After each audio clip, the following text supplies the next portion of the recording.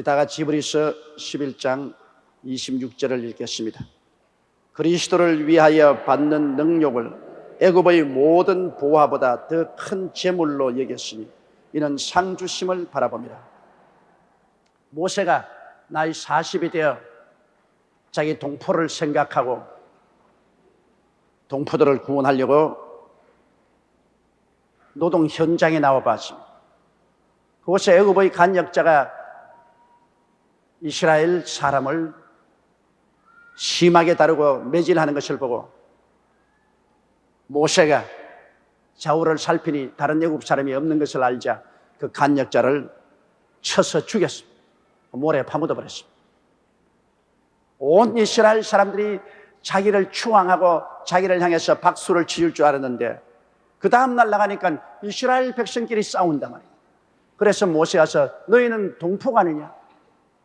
외국에 와서 종살이하는 것도 억울한데 왜 동포끼리 싸우냐? 그러니까 그중 한 사람이 언제 우리가 당신을 재판장으로 삼았느냐? 어제 애굽 사람을 쳐 죽인 것처럼 나를 쳐 죽이겠느냐? 나 당신 고발하겠다. 그 말을 듣고 모세는 미련 없이 애굽을 던져버리고 그는 미디안 광야로 나가게 된 것입니다. 여러분, 여기에서 전번에 말씀드린 것처럼 모세는 어린아이 때 나일강에서 구출을 받고 바로 딸로서 입적이 되었습니다. 그러나 그가 젖될 때까지 하나님의 섭리로 젖 어머니를 구했는데 그 누나 미리암이 나일 강변에서 바로의 딸을 위해서 유모를 구해주겠다면서 모세의 어머니에게 도로 돌려주었습니다. 그래서 어머니가 어린아이 자랄 동안에 무릎에 얹어서 철저히 야훼 하나님에 대한 것과 이스라엘 민족에 대한 사상을 넣어준 거죠. 그러므로 어느 나라든지 여자가 살면 국민이 삽니다. 어머니가 살면 국민이 삽니다. 왜냐하면 어머니 무릎 위에서 어머니 젖을 먹고 자라는 어린아이는 1살에서 6살 사이에 그 인격의 기반이 완성되는데 그동안에 어머니와 함께 기도하고 어머니 입을 통해서 찬송을 듣고 어머니 입을 통해서 전도를 받고 어머니 입을 통해서 신앙이 넣어주면 평생에 그 길을 떠나지 않습니다. 아마 내가 보기에는 모세가 어머니의 무릎에서 6살 정도까지 자랐을 것입니다. 그 다음 이후로 바로 궁에 데리고 들어갔을 것입니다. 가장 인격이 형성되는 그 어릴 때 모세의 어머니는 철저히 모세에게 야훼 하나님에 대한 신앙을 넣어주었습니다. 이스라엘 백성이라는 그 신앙을 확실히 넣어주었습니다. 그래서 모세가 나이 40이 될 때까지 애굽 바로궁에 있으면서 모든 애굽의 종교, 철학, 문학을 다 공부하고 배웠어도 어머니가 어릴 때 넣어준 그 신앙에 벗어나지 못했습니다. 마땅히 행할 길을 어린아이에게 가르쳐라. 그래야만 저가 100발이 되어도 그 길을 떠나지 아니하라고 말씀한 것입니다. 사람이 이 땅에 살면서 가장 큰 재산이 신앙입니다. 하나님 잘 믿고 의지하고 살면은 그 사람 세상 어느 곳에 가도 살아남을 수가 있습니다.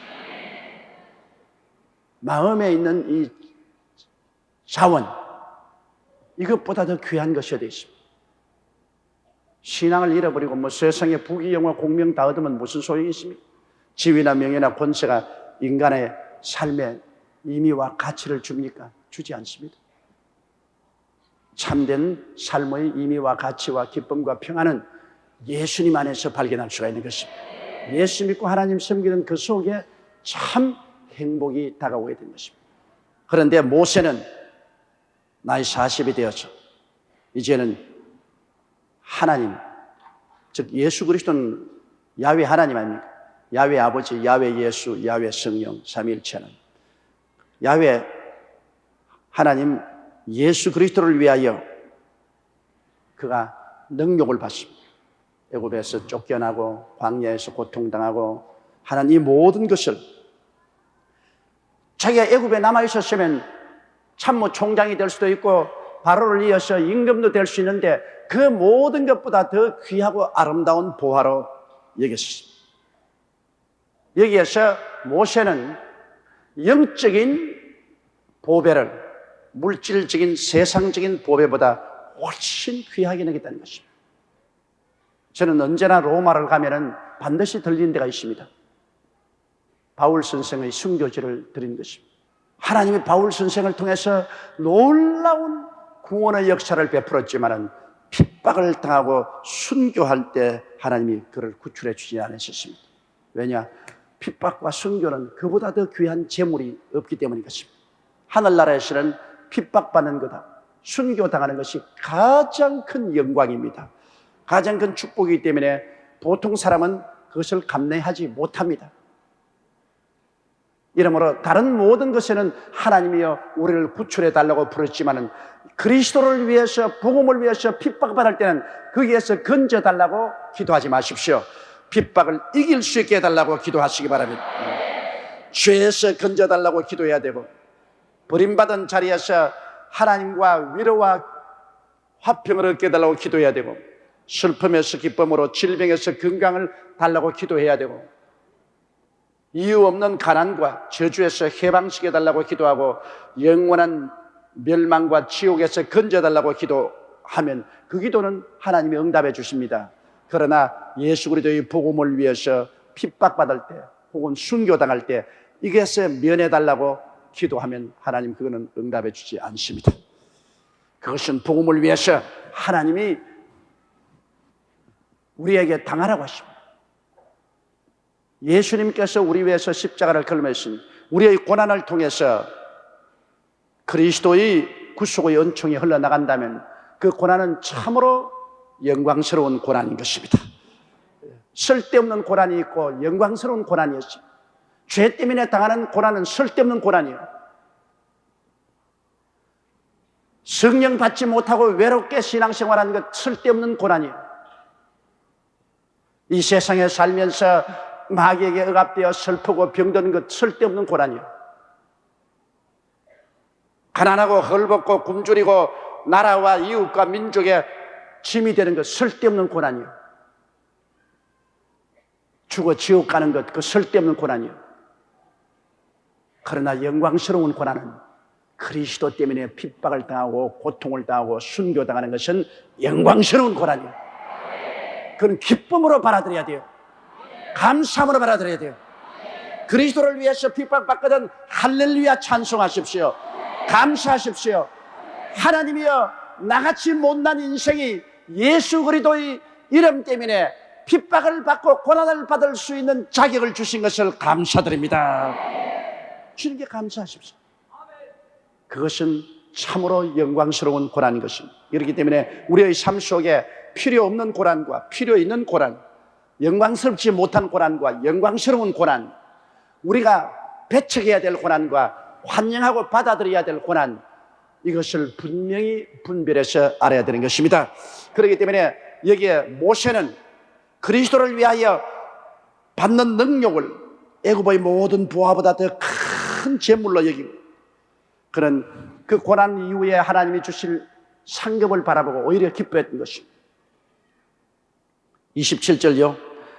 믿음으로 애굽을 떠나 임금의 노함을 무서워 아니하고 곧 보이지 아니하는 자를 보는 것 같이 하여 참았으며, 그는 하나님이 자기에게 사명을 주신 것을 믿었습니다. 하나님이 자기에게 사명을 주신 것을 믿고 자기를 통해서 하나님의 큰 사역이 일어날 것을 믿었기 때문에 그는 하나님의 뜻을 이루기 위해서 어릴 때 어머니 무릎에서 배운 그 하나님, 그 은혜, 그 진리, 그 뜻을 이루기 위해서 애굽의 보화를 헌신짝같이 버렸습니다. 그는 단호하게 애굽을 등지고 미디안 광야로 도망을 쳤습니다. 애굽의 임금의 두려움도 노함도 두려워하지 아니하고 보이지 아니하는 자를 보는 것 같이 참아, 보이지 않은 하나님을 보는 것 같이 참아. 여러분, 하나님은 영이라 보이지 않습니다. 성경에 하나님은 영이시라 예배하는 자가 신령과 진정으로 예배할지라. 여러분도 영입니다. 그러므로 여러분, 참된 여러분은 보이지 않습니다. 지금 보이는 것은 여러분의 형태죠. 껍질이죠. 진실한 여러분은 보이지 않습니다. 여러분은 영이십니다. 하나님의 형상과 모양대로 지음받은 영이십니다. 그렇기 때문에 육신의 장막집 무너지면 손으로 짓지 않은 영원한 집으로 우리는 가죠. 우리는 영이기 때문인 것입니다. 이러므로 영은 영과 대화가 되지 않습니까? 이러기 때문에 우리는 신령과 진정으로 예배할 수 있습니다. 우리는 하나님 말씀을 가지고 우리 영으로서 하나님께 기도합니다. 하나님 눈에 안 보이지만은 우리는 마음속에 직감으로 그것을 알고 있습니다. 여러분 보세요. 사람에게 가장 닮은 찐빤지가 그렇게 많습니다. 인도에는 원수이가 5천만 마리나 된다고 합니다. 그런데도 여태까지 원수이가 교회 지었단 말 들어본 적도 없고 절간 지었단 말 지어본 적이 없습니다. 이 세상에 어떤 동물도 교회를 짓거나 절간을 지은 적이 없습니다. 그건 왜냐? 그들이 그것을 요구하지 않습니다. 동물은 육신의 본능만 가지고 있기 때문에 육신의 본능만 찾습니다. 무엇을 먹을까, 무엇을 입을까. 동물은 입을 건 필요 없지. 어디 있을까? 그런 것만 찾죠. 육체적인 요구만, 본능적인 요구만 찾지 동물에게는 영적인 요구가 전혀 없습니다. 왜? 영이 없기 때문인 것입니다. 영이 없기 때문에 영적인 요구가 없어요. 그러나 사람은 어느 곳에 가나 종교가 있습니다. 저 아프리카의 조그마한 피그미 족속부터 시작해서 저 알라스카의 에스키모까지 어느 곳에 가도 원시 형태라도 종교가 있습니다. 왜 종교가 있습니까? 마음에 종교에 대한 요구가 있습니다. 그럼 왜 종교에 대한 요구가 있어요? 영이 있기 때문에 영이 하나님을 찾는 것입니다, 여러분. 사람은 영이 있기 때문에 영이 하나님을 찾아요. 그러므로 종교적인 요구가 있기 때문에 그들이 올바른 길을 못 행하면, 예수를 믿고 하나님을 찾는 그 올바른 길을 못 행하면 잘못 믿은 잘못된 우상과 사신이라도 찾아서 영적인 교통을 하려고 하는 것입니다. 영적인 교통이 필요한 것은 우리 속에 영이 있기 때문인 것입니다. 이것이 여러분, 우리 사람은 죽어서 영원히 사라지지 않는다는 증거인 것입니다. 이 땅에 있을 동안에 다 간절히 하나님을 찾고 있는 것입니다. 그러므로 눈에 보이지 않는 하나님을 우리가 믿고 보는 것처럼 참아요. 우리 마음속에 우린 두 가지 세계를 가지고 삽니다. 우린 육신의 세계, 눈으로 보고 귀로 듣고 냄새 맡고 맛보고 손으로 만지는 감각적인 세계 속에서 삽니다. 매일매일 육신적인 세계 속에서 우리가 살고 있습니다. 그러나 예수 믿는 사람은 또 다른 세계를 가지고 있습니다. 예수 믿는 사람은 영적인 세계를 가지고 또 살고 있는 것입니다. 예수 믿는 사람은 안 믿는 사람이 전혀 보이지 않은 하나님을 모시고, 그리고 하나님 말씀을 읽고 하나님께 감사하고 찬송하고 기도하고 예배드리고 하는 새로운 세계를 또 가지고 있습니다. 그래서 우리는 우리 마음속에 이 하늘 나라를 모시고 사는 백성들인 것입니다. 육신을 가지고 세상과 교제하면서 또 속에 하늘나라를 모시고 하늘나라 성부, 성자, 성령과 교통하면서 사는 것입니다. 세상과 교제하고 살고 또 하나님 나라와 교제하고 사는 것입니다. 그러나 우리는 하나님과 하나님 나라와 교제하는 것을 먼저 해야만 되는 것입니다. 그 나라와 그 의를 먼저 구하라. 이 세상에는 먼저 할 것과 나중 할 것 순서를 바꾸면 안 돼요. 우리는 먼저 하나님을 섬기고 예배드리고 하나님께 헌신하는 이 먼저 할 것 먼저 하면, 그다음 나중 할 것, 이 세상에서 우리가 살아갈 동안에 필요한 모든 것은 하나님이 도와주시기 때문에 자연적으로 일들이 풀려나가게 되는 것입니다. 왜냐하면 보이지 않는 하나님이 보이는 물질을 다 만들었기 때문에 보이는 물질은 보이지 않는 하나님의 손에 의해서 만들었습니다. 보이는 이 모든 물질 세계는 보이지 않는 하나님의 말씀과 성령에 의해서 변화받고 만들어지고 또 사라지기도 하는 것입니다. 만물의 근원은 하나님 아버지의 말씀과 성령의 능력이 있는 것입니다. 하나님 말씀과 성령으로 말미암아 우주 만물이 지어지시기 때문에 오늘날 또 우리가 하나님 아버지와 하나님의 나라를 간절히 찾으면 하나님 말씀과 성경으로 우리 눈에 보이는 모든 운명과 환경이 달라지게 되는 것입니다. 그 나라와 그 일을 먼저 구하면 이 모든 것을 하나님이 더하여 주시는 사실을 우리가 알아야 되는 것입니다.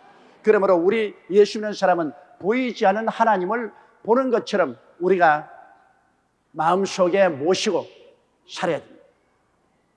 눈에 보이는 것은 잠깐이요, 보이지 않는 것은 영원한 것입니다. 보이지 않는 성부, 성자, 성령 하나님을 섬기고 모시고 사는 이것이 얼마나 보배롭고 귀한 것인지 말로 다 알 수 없습니다. 안 믿는 사람은 보이는 세계만 가지고 살다 보이는 세계를 잃어버릴 때 아무것도 남는 것이 없습니다. 이 세상 죽을 때 보이는 세계와의 모든 교통이 다 끊어져 버려요. 그리고 그는 보이지 않는 세계는 갖고 있지 않습니다. 그러므로 영원한 지옥으로 떨어지고 마는 것입니다. 여러분은 보이지 않는 세계를 가지고 있습니다. 보이지 않는 하늘나라를 마음속에 가지고 있는 것입니다. 여러분은 하늘나라 국민인 것입니다. 하늘나라 백성이에요. 바로 모세가 그랬습니다. 그는 그 마음속에 보이지 않는 하나님을 보는 것 같이 모시고 하나님과 동행했습니다. 28절요. 믿음으로 유월절과 피 뿌리는 예를 정하였으니 이는 장자를 멸하는 자로 저희를 건드리지 않게 하려 한 것이며, 이스라엘 백성이 애굽에서 해방 얻을 때 모세에게 하나님 말씀하기를 이스라엘 모든 백성들이 어린 양을 잡아 정한 날에 그를 죽여서 피를 문설주에 발라놓으며 그 밤에 하나님이 애굽을 지나갈 때 문설주에 피가 있는 집은 들어가지 아니하고 피가 없는 집안 들어가서 짐승의 먼저 난 새끼로부터 시작해서 몇 돌 가는 여종의 장자까지 다 죽이겠다 그랬습니다. 그래서 그날에 이스라엘 백성들은 모두 다 황혼에 어린 양과 염소를 잡아서 피를 양푼에 담아 우슬처럼 문설주에 발랐습니다. 애굽 사람들이 보고 전부 웃었어요. 이야, 저거 온 동리에 그냥 해질 무렵에 문설주에다가 문인방에다가 붉은 피를 바르는데 저 무슨 짓을 저런 짓을 하느냐. 그러나 그 밤에 하나님의 사자가 애굽 전국을 지나가는데 문설주에 피가 있는 집은 들어가지 아니하고 문설주에 피가 없는 집에는 들어가서 모든 장자를 다 죽여서 애굽 역사 이래 그렇게 많은 사람들이 일시에 죽은 적이 없었습니다.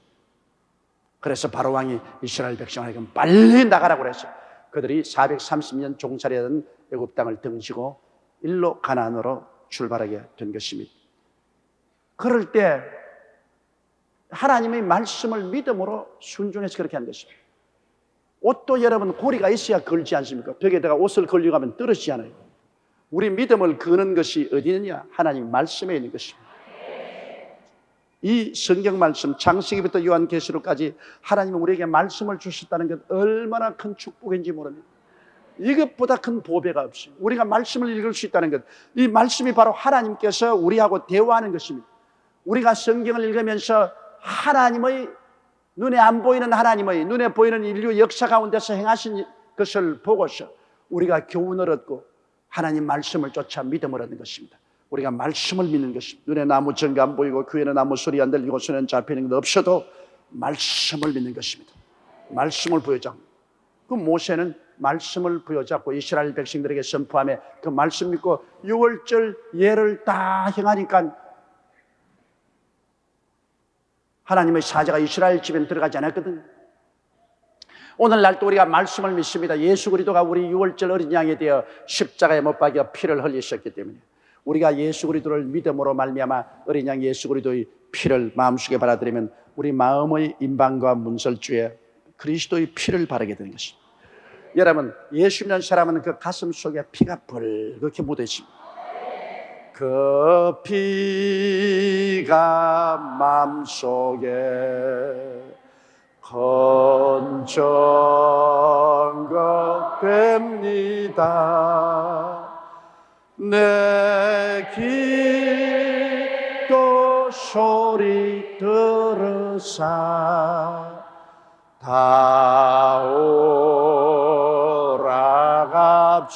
다오라갑소서. 내가 주께로 지금 왔으니 십자가의 보혈로 날 씻어 줍소서. 이스라엘 백성이 어린 양을 잡아서 그 피를 문설주에 바른 것처럼 이제 우리는 바로 예수 그리스도, 그도 유월절 양 잡는 날에 십자가에 못 박여 죽었습니다. 세례요한에게 보라 세상 죄를 증오하는 하나님의 어린 양이로다. 하나님이 예비하신 어린 양 예수 그리스도가 십자가에 피를 흘리심으로 그 피는 성령이 손에 발아서 우리가 예수를 믿을 때 성령이 우리 마음에 예수님의 피를 발라주시는 것입니다. 그러므로 하나님이 보실 때는 믿는 자와 믿지 않는 자가 환합니다.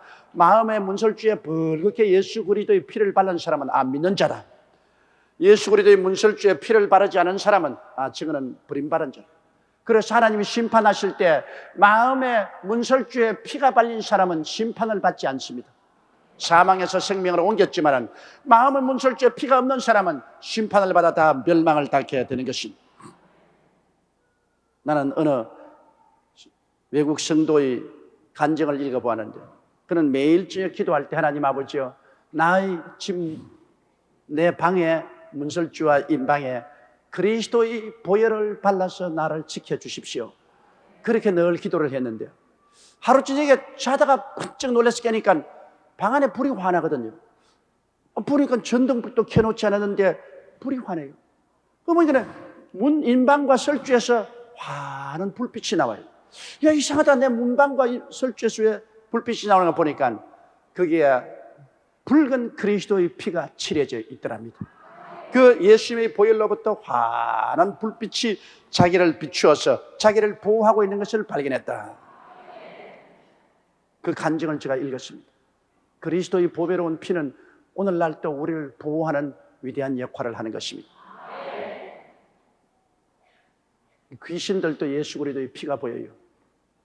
옛날에 저희 동생이 부산에서 살 때 그 시어머니가 무시무시할 정도로 귀신을 섬기고 귀신을 믿었습니다. 그런데 이제 우리 여동생이니까 서울로 이사를 와서 우리 여기 총원 아파트에 있으면서 예수님을 믿고 구역 예배를 드리고 열심히 기도하고 그렇게 했어요. 그런데 그 시어머니가 점쟁이를 불러다가 부산에서 점을 치면서 우리 아들이 서울에 있는데 귀신 보고 좀 갔다 와서 어떻게 사는지 보고 오라고. 그 옛날에 그 귀신들 부르면 지금도 그렇게 하잖아요. 귀신이 가지 않아요. 휴 그러면서 귀신이 갔다 와서 점쟁이가 하는데, 그런데 그 점쟁이가 이제 그러면 이 집 아들 며느리가 서울에 이사를 갔는데 그래 좀 갔다 와보고 오라고 하니까 얼마 있지 않다가 휴 그러더니만 와서 와 말도 말하고 그 뭐니까 그 집 문 앞에 가니까 예수님의 피가 벌겋게 붙어있다. 그리고 들여다보니까 예수 귀신이 앉아있는데 눈이 이렇게 앉아있는데 혼비백산에서 쫓겨왔다. 그러니까 그 시어머니가 당장 전화를 걸었어. 너 예수 믿지? 우리 동생이 시어머니가 무서우니까 아니에요. 아니기는 뭘 아니에요. 귀신이 갔다가 혼비백산하고 돌아왔는데. 귀신도 믿고 떠나니라고 말한 것입니다. 귀신이 와보니까 예수 믿는 집 문설주 인방에 그리스도의 보혈이 벌겋게 집 안에 들어오니까 예수님이 이렇게 하고 앉아있더라. 그러니까 그런 걸 알고도 귀신이 놀라서 도망을 치는 줄 알고도 예수를 안 믿고 끝까지 귀신 믿다가 지옥으로 가요. 미쳤지.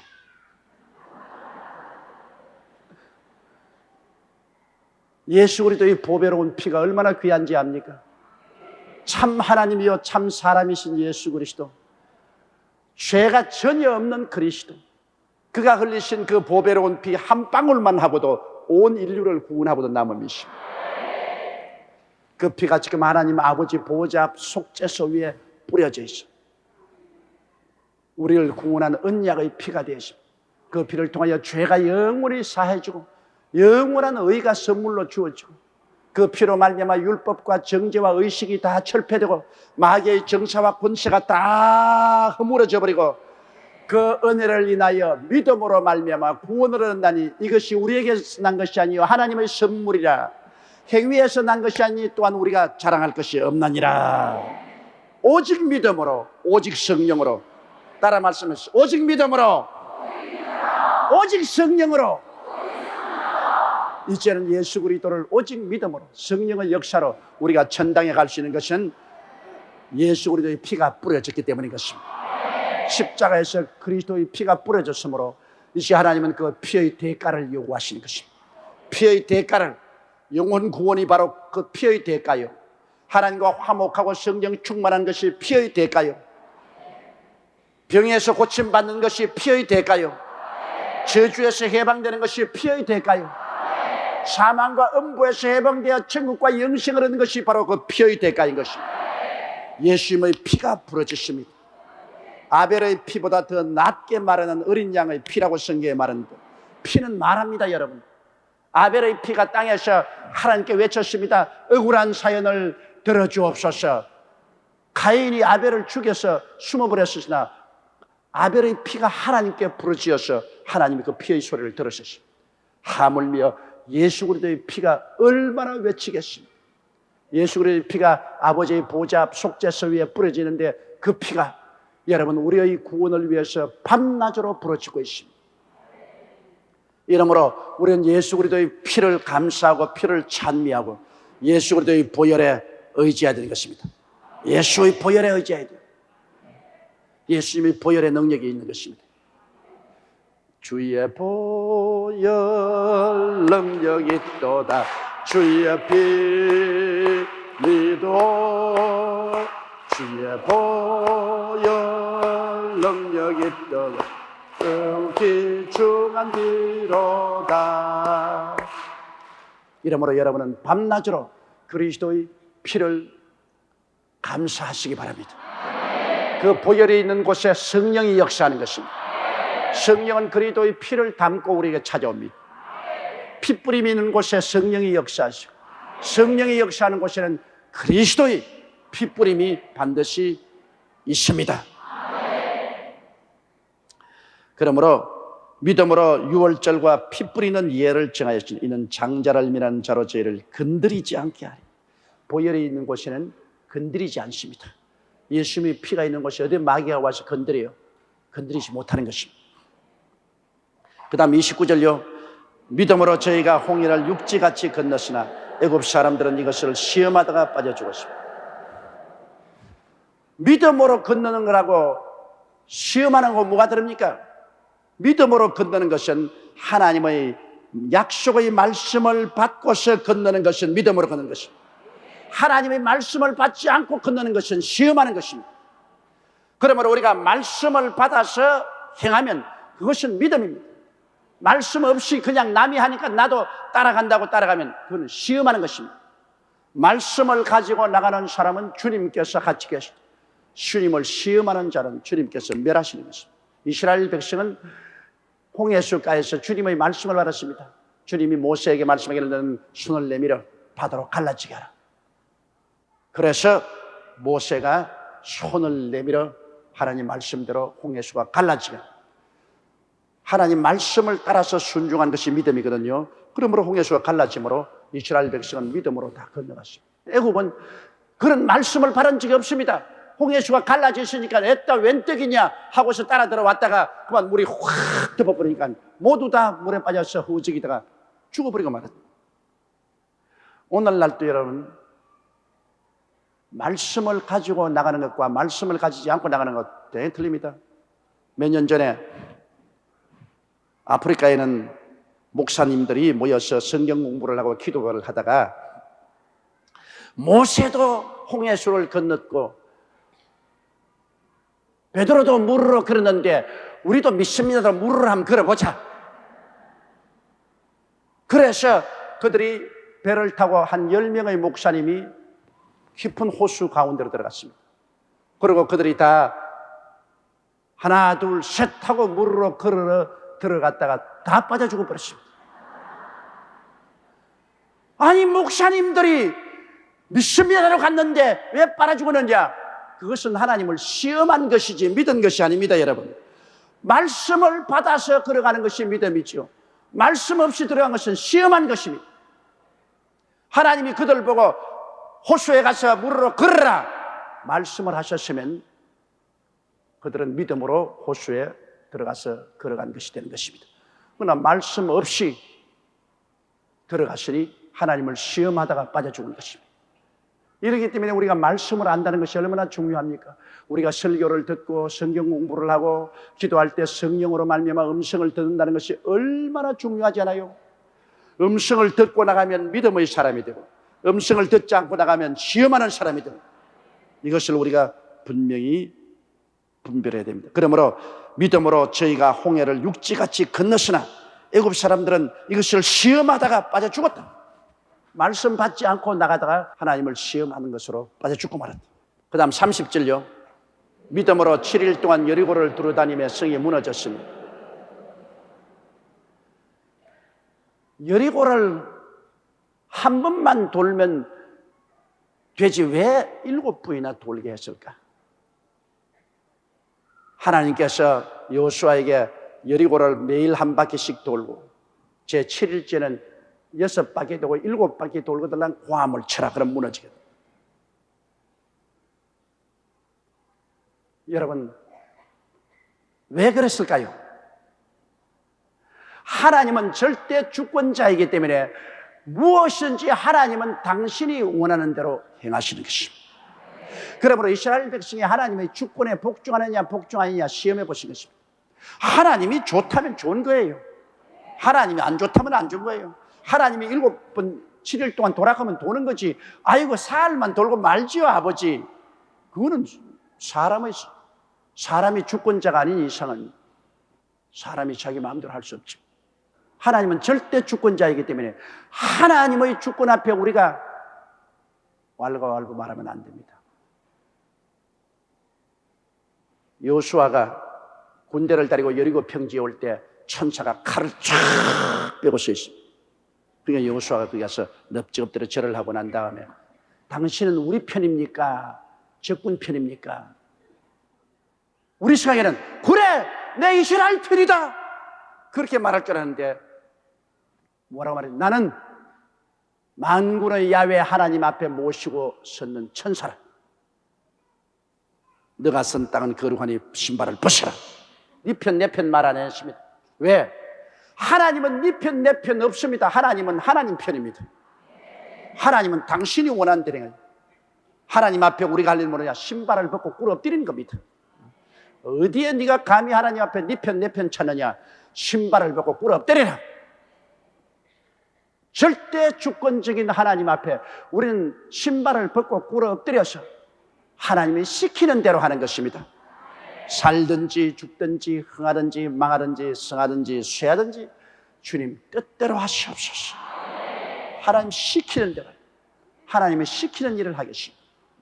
그러므로 하나님께서 시키는 대로 하는가 안 하는가 시험해 보기 위해서 여리고를 하루에 한 바퀴씩 돌고 일회치는 7바퀴 돌아라.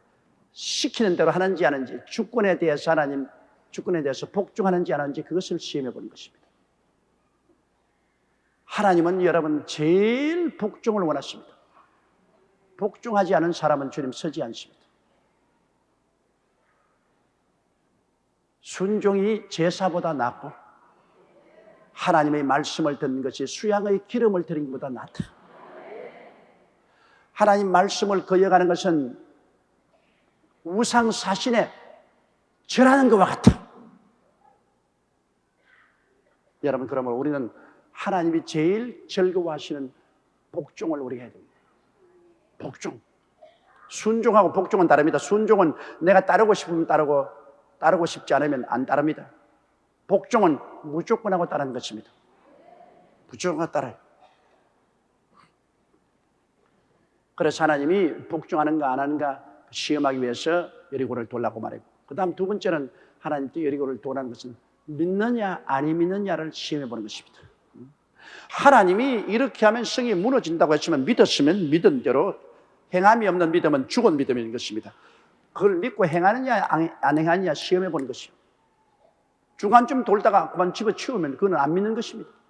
믿음이라는 것은 끝까지 실천하는 것을 말하는 것입니다. 믿음은 실천해야죠. 앉아가지고 말만 한다고 믿음이 아닙니다. 믿음은 행함이 있어야 믿음인 것입니다. 우리가 예수 믿는 사람은 성수주일 해야 되고 11조 드려야 되고 하나님 섬기고 살아야 돼요. 행함이 있어야 돼요. 그래서 하나님이 복종하느냐를 알아보고 행함이 있는가를 알아보기 위해서 여리고에서 이스라엘 백성을 시험했는데 그들이 7일 동안 여리고를 두루 다니며 하나님은 믿고 순종하는 자를 위해서 기적을 행하신 것입니다. 여리고가 무너져버리고 말한 것입니다. 여리고가 그대로 무너졌어요. 그 요사이도 여리고 성을 가서 파보면 여리고 성이, 여러분 여리고 가보니 알죠? 이렇게 있습니다. 그냥 화르르 무너져버린 게 아니라 여리고 성을 눌러버렸어요. 하나님. 여리고 성이 지금 땅 밑에 파묻혀 있어요. 내가 보기엔 천사들이 여리고 성에 딱 앉아있다가 하나 둘 셋 야! 그거 눌러버리니까 그만 성이 그냥 확 가라앉아버렸어요. 성이 가라앉아버렸어요. 하나님이 하시는 일을 뭘 못하겠어요. 그 다음 믿음으로 기생 라합은 정탐꾼을 평안히 영접하였으므로 순종치 않은 자와 함께 멸망치 아니하였도다. 이스라엘 정탐꾼이 들어왔을 때 성문에 있는 술집 주막인 기생 라합이, 그는 하나님은 상천하지 하나님이요 하나님이 여리고를 이스라엘에게 주었으므로 여리고는 무너진다는 것을 알았기 때문에 그 정탐꾼을 집에다가 감췄습니다. 지붕에 올라가서 눕혀놓고 그 3대를 덮어버렸습니다. 이스라엘 정탐꾼이 왔다는 소문이 나자 여리고 정부에서는 경찰을 보내어서 이 집에 이스라엘의 정탐꾼이 왔지. 예, 왔습니다. 어디 있냐 내놔라. 들렀다가 곧장 나갔습니다. 우리 집에는 없습니다. 기생 라합은 거짓말을 했습니다. 그래서 사람들이 내게 이런 질문을 해요. 기생 라합이 거짓말을 했는데 어떻게 믿음의 용사가 되었느냐? 그 큰 하나님의 뜻을 이루기 위해서는 우리는 윤리와 도덕이고 뭐고 따지기 전에 하나님의 뜻을 받들어야 되는 것입니다. 하나님의 뜻이면 그게 우리가 아무것도 타협하면 안 됩니다. 아버지 뜻이면 죽어도 좋아요. 아버지 뜻이면 멸망받아도 좋아요. 우주와 만물을 지으신 절대 주권자 하나님이 계시는데 그 주권자 하나님의 뜻이면 그것이 가장 최상의 윤리와 도덕인 것입니다. 인간이 만든 윤리와 도덕으로 하나님의 윤리와 도덕에 우리가 저항해서는 안 됩니다. 하나님은 바로 하나님 자신이 정의요, 윤리요, 도덕이요, 진리신데 하나님이 말씀하는 것에 순종하는 것이 진실한 윤리와 도덕이요, 진리인 것입니다. 그러므로 여기에 기생 라합은 거짓말을 했다 안 했다 그것이 문제가 아니에요. 그가 하나님의 뜻을 받들었다는 그것이 가장 중요한 것입니다. 하나님의 뜻을 위해서 하나님의 뜻을 받들었다. 이 사람들을 안전하게 보내는 것이 하나님의 뜻이기 때문에 그는 하나님의 뜻을 시행한다는 겁니다. 하나님 믿는 데는 여러분 어린아이와 같이 단순한 것이 좋습니다. 무조건하고 하나님 말씀 받아들이고 믿고 순종하면 되었지 뭐 잔소리가 많아. 자, 그 다음 32절요. 내가 무슨 말을 더하리요? 기드온, 바락, 삼손, 입다와 다윗과 사무엘과 및 선지자들의 일을 말하려면 내게 시간이 부족하다. 여기 히브리서 저자는 말하기를 자, 하나님의 사람들, 하늘나라 위에서 일한 사람들은 모두 다 믿음의 사람들이에요. 모두 다 믿음의 사람. 말씀을 받고 말씀을 믿고 순종한 사람.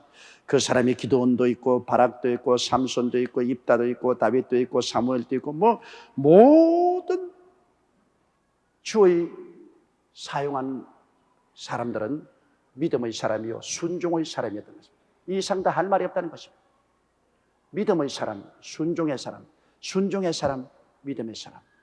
순종과 믿음이 하나님과 함께 걸어가는 데는 절대적인 요건이 되는 것입니다. 순종과 믿음 없이 하나님과 절대로 동행하지 못해요.